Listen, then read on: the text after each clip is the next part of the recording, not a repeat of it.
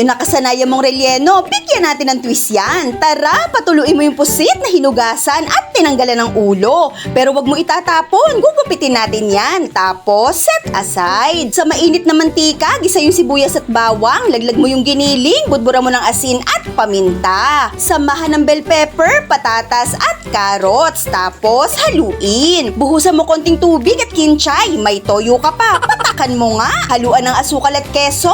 Tapos, set aside. Pag malamig na, bagsakan mo ng itlog at haluin. Dali, ipalaman na natin. Kunin mo yung pusit, punuin at tusukin. Ayan, kompleto na. Sa sauce naman tayo. Tunawin mo yung butter, gisa mo yung sibuyas at bawang, sama mo na rin yung ulo at haluin. Buhusan mo tomato sauce, yung Filipino style, timplahan mo pa ng asin at paminta. Ayan, hilera mo na si Chapusit, lagyan mo ng konting tubig, haluin mo, hayaan mong kumulo, takpan mo hanggang bahagyang matuyo. At ito na ang rellenong pusit in tomato sauce ni Nanay.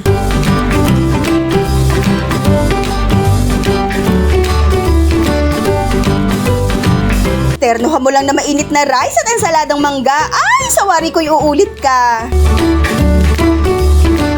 Para sa kompletong sangkap, pose.